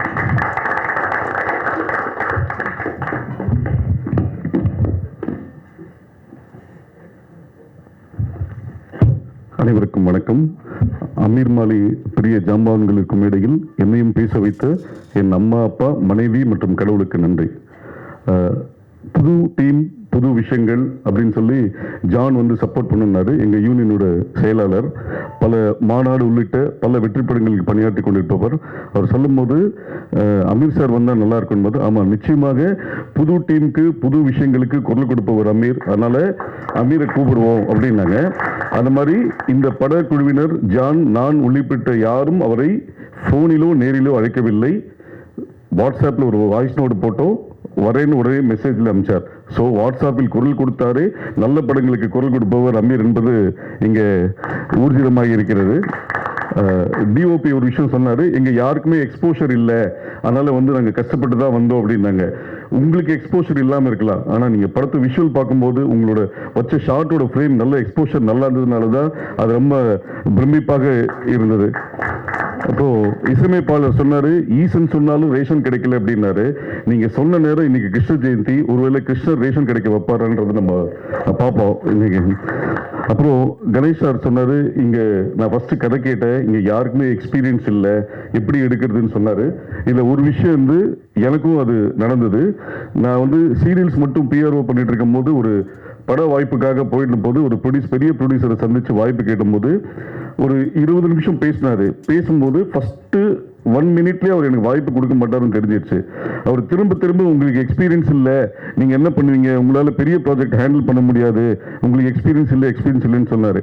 நான் சொன்ன ஒரே ஒரு விஷயம், சார் எனக்கு திறமை இருக்கா இல்லையான்றது நீங்க வேலை கொடுக்காமலே பார்க்க முடியாது. எக்ஸ்பீரியன்ஸ் வேணும்ன்றீங்களே, நம்ம வீட்டில் பையனுக்கோ பொண்ணுக்கோ கல்யாணம் பண்ணும்போது மாப்பிள்ளைக்கோ பொண்ணுக்கோ எக்ஸ்பீரியன்ஸ் இருக்கான்னு யாரும் பார்க்கறது இல்லை. நல்ல திறமை இருக்கா, நல்ல குடும்பம் இருக்கான்னு தான் பார்க்குறோம். அது மாதிரி என் திறமை இருக்கு, நீங்க வாய்ப்பு கொடுங்கன்னு சொன்னேன், எனக்கு கொடுத்தாங்க. அதனால கணேஷ் சார், இவர்கள் திறமையானவர்கள், திறமையை நம்பி நீங்கள் வந்து படம் ஆரம்பிச்சிருக்கீங்க, வாழ்த்துக்கள். இயக்குனர் பேசும்போது சொன்னாரு, 4-5 வருஷத்தோட ஹார்ட் ஒர்க் அப்படின்னு சொன்னார். உங்களோட வெற்றி தள்ளிதான் போயிருக்கிறது தவிர தவறி போகவில்லை. சமீபத்தில் ஒரு நண்பர் ஒருத்தர் சொன்னாரு, இந்த மண்ணின் மகிமை என்னன்னா, நாம எந்த புதைச்சாலுமே அது மக்கி போயிடும், ஆனா விதை மட்டும் புதைச்சாதான் விதை முளைக்கும்னாரு.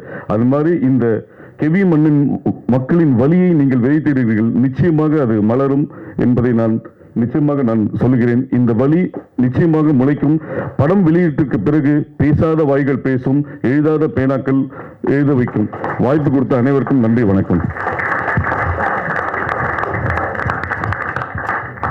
இன்னைக்கு வந்து இன்ட்ரோடக்ஷன் ஆஃப் கெவி அப்படின்றதான் நம்ம நிகழ்ச்சி. அடுத்தடுத்து டீசர், ட்ரெய்லர், ஆடியோ லான்ச்சுக்கெலாம் என்னதான் ஹோஸ்ட் பண்ண கூப்பிடுறேன் அப்படின்னு சொல்லியிருந்தாங்க. ஆனால் நிக்கில் சார் பேசின ஃப்ளோவை பார்க்கும்போது, படத்தை டீம் எல்லாம் சந்தோஷப்படுறதை பார்க்கும்போது அடுத்து அவங்க தான் ஹோஸ்ட் பண்ணுவாங்கன்னு நினைக்கிறேன். தேங்க்யூ சார், ரொம்ப அழகாக பேசுனீங்க. அடுத்தபடியாக அழுத்தமான கதைக்களத்தில் கால் பதித்து மக்கள் மனதில் காலத்தால் பதிந்து நிற்பவர், தன் உழைப்பால் நிறைய உழைப்பாளிகளுக்கு தோள் கொடுத்து நிற்பவர், புதியவர்களை வாரி அணைக்கும் உயர்த்திவிடும் முன்னோடி, சிறப்பு விருந்தினர் திரு அமீர் அவர்களை அன்போடு பேச அழைக்கிறேன்.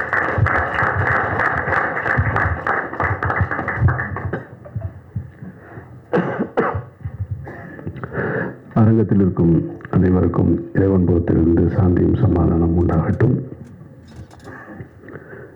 இந்த கேவி திரைப்படத்தின் அறிமுக விழா கிட்டத்தட்ட ஒரு மணி நேரமாக நடந்துகிட்ருக்கு.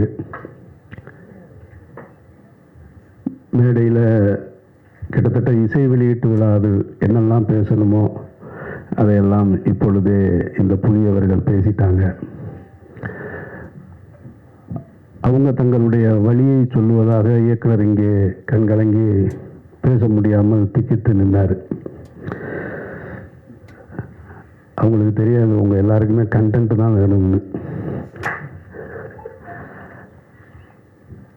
மேடையில் இருக்க எல்லாரும் எனக்கு நன்றி சொன்னாங்க, இயக்குனர் சொல்லவே இல்லை.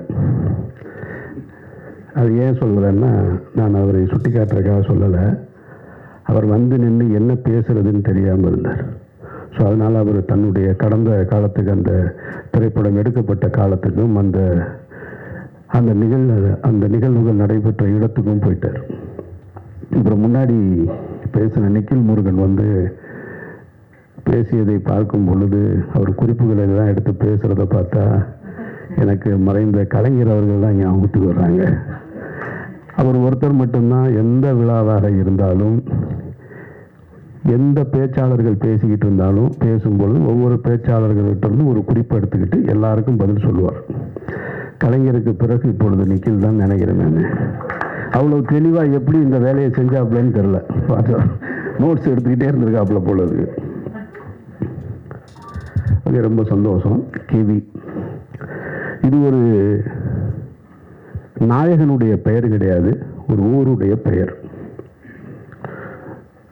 அந்த ஊர் வந்து பெரிய குளத்துக்கும் தேனிக்கும் நடுவில் இருக்கிற ஒரு ஊர். அவங்க சொன்னது மாதிரி மேலே இந்த பக்கம் போனால் 10 கிலோமீட்டர் போனால் கொடைக்கானலுக்கு போயிடலாம், கீழே வந்தால் பெரிய குளத்துக்கு வந்துடலாம், தேனிக்கு வந்துடலாம். இந்த மாதிரி ஒரு மலை கிராமம் அது. இந்த மலை கிராமத்தை பற்றின அனுபவம் எனக்கு இருக்குது. பெரிய குளத்துக்கு இன்னொரு புறம் அகமலைன்னு ஒரு ஊர் இருக்குது. அந்த ஊரில் குண்டஞ்சை எஸ்டேட்னு ஒரு எஸ்டேட், அதுக்கு நான் போயிருக்கேன் என்னுடைய பள்ளிக்கூட காலகட்டத்தில். கிட்டத்தட்ட அது இப்படி போகும், மேலே குதிரையில் தான் போகணும். அதில் ஒரு கிட்டத்தட்ட 2 மணி நேரம் பயமாக இருக்கும். குதிரை எப்போ வேணாலும் விழுந்துருமோன்ற அச்சம் இருக்கும். குதிரையில் தான் அந்த மூடைகளை கட்டிட்டு போவாங்க. கேவியில் கூட இப்படி இருந்தது பாதை, அது ஃபுல்லாக இப்படி இருக்கும், பாறையாக இருக்கும், நடப்பாதை கூட இருக்காது. அந்த அனுபவம் எனக்கு இருக்குது. அதோட புகைப்படங்கள்லாம் நான் வச்சுருக்கேன். நான் இப்போ எப்படி இருக்குன்னு தெரில. அது மாதிரியான ஒரு மலை கிராமத்தை பற்றி தான் இவங்க அந்த மலை கிராமத்தில் மருத்துவமனைக்கு வருவதாக இருக்கட்டும் அல்லது பள்ளிக்கூடங்களுக்கு வருவதாக இருக்கட்டும், இந்த மாதிரி சாலை வசதி இல்லை. அப்போது ஒரு பெண் கர்ப்பம் அடைஞ்சிட்டா, கர்ப்பிணியாக இருக்காங்க, அவங்க வந்து மருத்துவமனைக்கு போகணும். அந்த பிரசவ நேரத்துக்கு மருத்துவமனைக்கு போகணும்னா அந்த வழி சொல்லுவாங்க. வீட்டில் அனுபவஸ்தர்களுக்கு தெரியும். அந்த தண்ணீர் குடம் உடைஞ்சிடும் அப்படின்னு சொல்லுவாங்க. அந்த தண்ணீர் குடம் உடைஞ்சு அங்கேருந்து ஒரு 2 மணி நேரத்துக்குள்ளே மருத்துவமனைக்கு போயிடணும். அதுதான் அந்த தாயையும் சேயையும் குழந்தையும் காப்பாற்ற முடியும். ஆனால் இந்த கேவி கிராமத்திலிருந்து, வெள்ளக்கேவி கிராமத்திலிருந்து மருத்துவமனைக்கு, அரசு மருத்துவமனைக்கு வருவதாக இருந்தால் 7 மணி நேரம் ஆகும். இது பகல்லையே இந்த கஷ்டம். இரவு நேரத்தில் அப்படி ஒரு வழி வந்துருச்சுன்னா என்ன செய்கிறது அப்படின்னா, அது உயிரை பணைய வைக்கிற வேலை தான். அப்படி ஒரு இரவு நேரத்தில் நடந்திருக்கக்கூடிய ஒரு சம்பவத்தை தான் அவங்க படமாக்கி இருக்கிறதா சொல்கிறாங்க. இப்போ அந்த ஊர்லேயே, இப்போ இவங்க எந்த ஊர் படமாக்கினாங்களோ அந்த ஊரில் கடந்த வாரம் ஒரு பெண் உடல்நிலை பாதிக்கப்பட்டு டோலியில் கொண்டு போகும்போது தாமதமாகி இறந்துட்டாங்க. இதுதான் இன்றைய நிலைமை. இதில் நம்ம கவனிக்க வேண்டியது என்னென்னா, இந்த மாதிரியான சாலை வசதிகள் இல்லாமல் நிறைய கிராமங்கள் இருக்குது, மலை கிராமங்கள் இருக்குது. இன்னும் ஆற்றை கடந்து கயிற்று பாலத்தை தொங்கிக்கிட்டு பள்ளிக்கூடத்துக்கு போகக்கூடிய மாணவ மாணவிகள் இருக்காங்க. ஆற்றை கடந்து போகக்கூடிய ஒற்றை பள்ளிக்கூடம் இருக்குது. இதெல்லாம் இருந்துகிட்டே தான் இருக்குது. அப்போ சுதந்திரம் பெற்று இவ்வளவு காலம் ஆகியும் நாம் இன்னும் இது போன்ற விஷயங்களில் நம்ம மேன்மை அடையலை அப்படின்றது ஒரு வருத்தத்துக்குரிய செய்தி தான். அதை யாரும் மறுக்க முடியாது. அப்போ இங்கே நம்ம கவனிக்க வேண்டியது என்னவாக இருக்குன்னா, ஃபார்முலா ரேஸ் காற்பந்தயம் நடத்துகிற அளவுக்கு நம்ம நாடு முன்னேறி இருக்கு. அப்போது அந்த அளவுக்கு முன்னேறி இருக்கிற நாம் இந்த மாதிரியான மருத்துவமனைகளுக்கு கொண்டு போவதற்கான சாலை வசதிகளை முன்னேற்ற வேண்டியது அவசியமானது. அதையும் கவனிக்கும். வெறுமனே நம்ம அதுவும் தேவைதான். ஆனால் இந்த அடிப்படை தேவையும் ரொம்ப முக்கியன்றது தான் நம்ம பார்க்கணும். அப்போ அப்படி ஒரு சூழலில் தான் அவங்க ஏன் உங்ககிட்ட இந்த வழியை சொல்கிறேன்னு எல்லாரும் சொன்னாங்க. ஊடக நண்பர்களை பார்த்து சொல்கிறாங்கன்னா, இந்த செய்தியை நீங்கள் கடத்தணும், அரசுக்கு கொண்டு போய் கடத்தணும் அப்படின்றது தான் அவங்களுடைய நோக்கம். அதுக்கு தான் நான் ஒரு ஸ்பீக்கராக இங்கே நிற்கிறேன். நான் அவர்கள் சொல்ல நினைப்பதை என்னுடைய வாயிலாக நான் உங்ககிட்ட சொல்கிறேன். நிச்சயமாக இப்போது ஜெய் பீம்ன்ற ஒரு திரைப்படம் வந்தது. அந்த திரைப்படத்தை பார்த்ததற்கு பின்னால் தமிழக அரசு உடனடியாக தலையிட்டு இருளர்களுக்கான அவருடைய வாழ்க்கையை மேம்பட செய்வதற்கான பட்டா வழங்குவது இதெல்லாம் நடந்தது. அது மாதிரியாக கெவி திரைப்படமும் ஒரு சூழலை ஏற்படுத்தும், அவர்கள் வாழ்க்கையில் மாற்றத்தை ஏற்படுத்தும்னா அப்படி ஒரு சூழல் நடக்கணும்னு நானும் வேண்டிக்கிறேன். உங்களுக்கு அந்த நன்றியை செலுத்துகிறேன். அப்போ தமிழக அரசின் கவனத்துக்கு இந்த கெவி திரைப்படத்தையும் கொண்டு போக வேண்டியது அவசியமாக இருக்கின்றதான் மறுக்க முடியாத உண்மை. இதில் இன்னொரு சிக்கல் இருக்குது. அதை படக்குழுவினர் யாரும் தப்பாக நினச்சிக்க கூடாது. அதாவது ஒரு திரைப்படம் என்பது அது ஒரு மெயின் ஸ்ட்ரீம் மீடியா. திரையரங்குக்கு லைட் அமர்த்திட்டு எதுக்கு இவ்வளோ ஸ்பீக்கர்ஸ் வச்சுருக்காங்க அப்படின்னு சொன்னால் அவங்க ஒன்றை உணர்வதற்காகத்தான். முன்ன மாதிரி இல்லை. இப்போல்லாம் 5.1 7.1 டால்பி ஸ்டீரியோ எல்லாம் வந்ததுக்கு பின்னாடியே அந்த திரைப்படம் இந்த தாக்கத்தை தனக்கு ஏற்படுத்தணும் அப்படின்றது. இப்போ நீங்கள் படப்பிடிப்பு தளத்தில் நான் கஷ்டப்பட்டேன், அங்கே ரொம்ப சிரமம் இருந்தது, நாங்கள் வேதனைகளை அனுபவித்தோம், கண்ணீரை அனுபவித்தோம் அப்படின்னு சொல்லுவதால் மட்டும் அது கடந்துராது ஆடியன்ஸுக்கு. அந்த திரைப்படம் அதை கடத்துதா, அது அந்த வேலையை செய்தான்றதா ரொம்ப முக்கியமானது. ஏன்னா அதில் நீங்கள் ரொம்ப கவனமாக இருக்கணும். நீங்கள் ஒரு இண்டிபெண்டன்ட் ஃபிலிம் மேக்கர்ன்றீங்க, அப்புறம் எல்லாருமே நாங்கள் எல்லாருமே புதியவர்களாக இருந்தோம்னு சொல்கிறீங்க. கேட்குறதுக்கு நல்லா இருக்குது, படம் பார்க்குறதுக்கு நல்லா இருக்கணும். அது ரொம்ப முக்கியம். ஏன்னா இந்த நாட்டில் வாச்சாத்தின்னு ஒரு நிகழ்வு உங்களுக்கு எல்லாருக்குமே தெரியும். 18 பெண்கள் பாலியல் வன்முணர்வு செய்யப்பட்ட ஒரு கொடுமை. அதுக்கு 30 ஆண்டு கால போராட்டத்துக்கு பின்னாடி இப்போ தான் தீர்ப்பு வந்தது. உங்கள் எல்லாருக்கும் தெரியும், பத்திரிகையாளர்களுக்கு. ஆனால் வாச்சாத்தி மையப்படுத்தி ஒரு திரைப்படம் வந்தது. பார்க்க முடியாது, ரொம்ப நேரமாக நம்ம போர் அடிக்கும். அந்த வழி நமக்கு உணரவே முடியாது. அப்போ மேக்கிங்கில் ஃபிலிம் மேக்கிங்கில் கொஞ்சம் அமெச்சூராக இருக்கும். அப்போ அது போன்று இருந்து விடக்கூடாதுன்றதுல ரொம்ப கவனமாக இருக்கணும் நீங்கள். இதை ஏன் நான் உங்ககிட்ட இந்த இடத்துல சொல்கிறேன்னா, திரையரங்குக்கு வந்ததுக்கப்புறம் நீங்கள் அதை பற்றி பேசி பிரயோஜனமே கிடையாது. உங்களுடைய திரைப்படத்தினுடைய ஒரு காட்சியை, ஒரு முன்னோட்டத்தை எனக்கு அனுப்பிச்சிருந்தீங்க. அதில் பார்த்து 2 தேவையில்லாத 2 ஷார்ட்ஸ் இருக்குது என்னுடைய பார்வையில். அது ஒரு ஹீரோவை முன்னிலைப்படுத்துவது போல். அது இந்த இடத்துக்கு கொண்டு சேர்க்காது. இவங்க அந்த மாதிரி நிறைய பார்த்துட்டாங்க. இவங்களுக்கு எல்லாம் தெரியும் யார் யாருக்கு என்ன ஷார்ட் வைப்பாங்கன்னு முன்னாடியே சொல்லிடுவாங்க, படம் பார்க்குறதுக்கு முன்னாடியே. அதனால் அதையெல்லாம் தவிர்த்துட்டு நீங்கள் படம் முடிகிறதுக்குள்ளே, படம் காப்பி ரெடியாக ரிலீஸ் பண்ணுறதுக்குள்ளே ஒரு தடவை இப்போ என்னை இந்த விழாவுக்கு அழைத்தது போல் உங்கள் பிஆர்ஓ மூலமாக இன்னும் சில நல்ல இயக்குநர்கள் இருக்காங்க, அவர்களை அழைச்சி படத்தை போட்டு காமிச்சு, சார் இதில் எந்தெந்த இடம் வீக்காக இருக்குது, இல்லை எதை எப்படியாவது என்ஹான்ஸ் பண்ண முடியுமா, தேவையில்லாத காட்சிகள் எது ரிப்பீட் மோடில் இருக்குது, இதையெல்லாம் பார்த்து கொண்டு போய் சேர்க்க வேண்டியது உங்கள் பொறுப்பு. அப்படி சேர்த்தீங்கன்னா தான் நீங்கள் பட்ட கஷ்டம் போய் சேரும். அதை நீங்கள் புரிஞ்சுக்கங்க, அதை தவறாக எடுத்துக்க வேணான்றது தான் என்னுடைய கருத்து. ஏன் அப்படி சொல்கிறேன்னா, சினிமா மெயின் ஸ்ட்ரீம் மீடியா தான் ரொம்ப முக்கியமானது. நீங்கள் எந்த வழியை சொல்வதாக இருந்தாலும், சமீபத்திய உதாரணங்களை நீங்கள் இப்போ சொல்லிக்கிட்டு இருந்தீங்க, வாழை சொன்னீங்க. வாழை மெயின் ஸ்ட்ரீம் சினிமாவுக்கு பக்கத்தில் இருக்குது, அதுதான் அதனுடைய வெற்றி. அதில் நீங்கள் புரிஞ்சுக்கணும். ஆனால் பக்கத்தில் இருக்கக்கூடிய கொட்டுக்காளின்ற திரைப்படம் அது ஃபெஸ்டிவல் சினிமா. அதை நல்லா புரிஞ்சுக்கணும். அது மெயின் ஸ்ட்ரீம் சினிமா கிடையாது. அதுக்காக அது நல்ல படம் இல்லைன்னு அர்த்தம் இல்லை. அது ஃபெஸ்டிவல் மோடுக்காக தயாரிக்கப்பட்ட ஒரு படம். அப்போ ஃபெஸ்டிவல் மோடுக்காக தயாரிக்கப்பட்ட ஒரு திரைப்படத்தை, பல சர்வதேச விருதுகளை பெற்ற ஒரு திரைப்படத்தை இங்கே கொண்டு வந்து நீங்கள் சக மெயின்ஸ்ட்ரீம் மீடியாவோட போட்டி போட வைப்பது என்பதே அது ஒரு வன்முறை தான். அது எனக்கு ஏற்புடையதல்ல. அப்படி ஒரு படத்தை கொண்டு வந்து போட்டி போட வைக்கவே கூடாது. அது தேவையற்ற வேலை. சர்வதேச விருது வாங்கின ஒரு திரைப்படம், பாராட்டுக்களை பெற்ற ஒரு இயக்குனரை இங்கே ஒரு 150 ரூபா கொடுத்துட்டு வெளியில் வரும்போது ஒருத்தர், இப்போ தான் யூடியூப் நிறையா வந்துருச்சு இல்லையா, யூடியூப் வந்துட்ட காரணத்தினால என்ன பண்ணுறாங்கன்னா, நாங்கள் படமாக எடுத்து வச்சுருக்கோம், நம்ம அதை பார்க்குறோம். 2 நாளாக நான் பார்த்துட்ருக்கேன். அந்த டைரக்டரை பார்த்தா நான் வெட்டுவேன், அடிப்பேன் அப்படின்லாம் சொல்கிறேன். அவருக்கு யார் அந்த உரிமை கொடுத்தது? வெட்டுவேன் அடிப்பேன்னு சொல்கிறதுக்கான உரிமை யார் கொடுத்தா? படம் நல்லா இல்லைன்னு சொல்கிற, அது ஓகே, ஏன் நீ காசு கொடுத்து பார்த்ததுனால தான் அது கூட உனக்கு அந்த உரிமை, இல்லைன்னா அது கூட கிடையாது. அப்போது தேவையற்ற முறையில் என்னை பொறுத்த மட்டும் நான் கொட்டுக்காளி திரைப்படத்தை நான் எடுத்திருந்தேன், தயாரிச்சிருந்தேன் அப்படின்னா நான் தியேட்டருக்கே கொண்டு வந்திருக்க மாட்டேன். அதை வணிக நோக்கத்தில் கொண்டு வந்து திணிக்க வேண்டிய அவசியம் இல்லைன்னு நான் நினைக்கிறேன். அது அவசியமற்றது. அது சர்வதேச திரைப்பட விருதுகளை பெற்றிருக்கு. அந்த கண்ணியத்தை அப்படியே கொடுத்துருக்கணும். அதனுடைய தயாரிப்பாளர் ஒரு பிரபல நடிகராக இருக்கிறாரு. அவர் நிச்சயமாக அவருடைய இன்ஃப்ளூயன்ஸை வச்சு அவர் ஓடிடி தளத்துக்கு வித்திருந்துருக்காங்க. அதோட போட்ட முதலீடை எடுத்துட்டு பிரச்சனையை முடிச்சிருந்தா தேவைப்படுறவங்க அந்த படத்தை போய் ஓடிடியில் பார்த்துருப்பாங்க. இப்போ நீ கொண்டு போய் 1000 ரூபா பணத்தை கொடுத்துட்டு குடும்பத்தோட போய் எனக்கு பாட்டு இல்லை, ஓப்பனிங் சீன் இல்லை, மியூசிக் இல்லை, இன்டர்வல் பிளாக் சரியாக இல்லை, எண்டு ப்ராப்பராக இல்லைன்னு சொல்ல வேண்டிய அவசியம் எங்கே ஏற்படுது? நான் பாக்கெட்லேருந்து காசு எடுத்து கொடுக்கும்போது வருது.